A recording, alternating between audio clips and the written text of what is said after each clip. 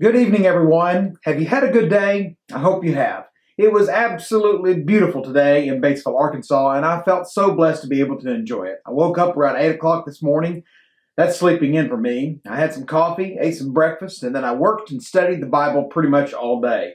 That's a good thing, right? I think so. Today, the reading was only 2 chapters, so I hope that you were able to read Genesis chapter 25 through 26. But if not, go ahead, pause the video, read it, and then come back and watch it. It won't take you long. Go ahead and do it right now if you've not read it. In chapter 25, we see that after Sarah died, Abraham married another wife, Keturah, with whom he had fathered 6 more children. Abraham's family began to increase. But let's not ignore the fact that this man of God, this man of faith, whom God had chosen to be the father of Israel, also had concubines who gave birth to 2 sons. And as Abraham realized that he was getting older, he decided to avoid conflict between Isaac and his young ones by sharing with them. Abraham gave Isaac a large amount of his wealth. He passes away at the age of 315. After Abraham's death in the cave, we can now follow Isaac's story. And at the age of 40, he meets a beautiful woman named Rebekah. Rebekah was a wonderful, wonderful woman, but she was barren. And Isaac called on the Lord to help Rebekah conceive.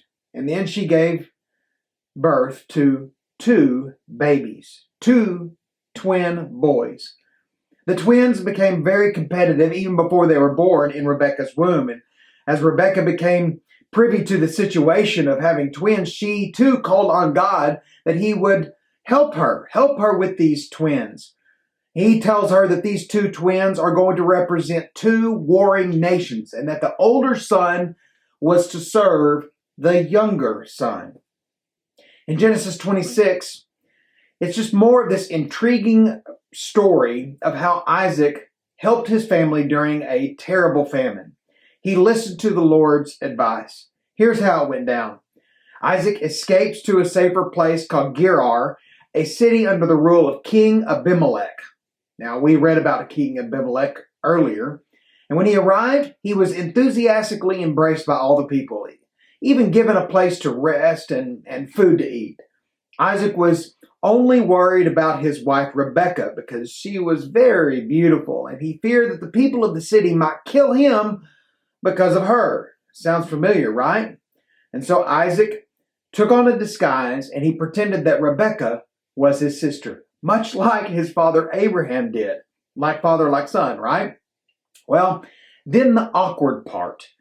The king caught Isaac and Rebekah making love. So Isaac had to explain to the king the extent of his relationship with Rebekah.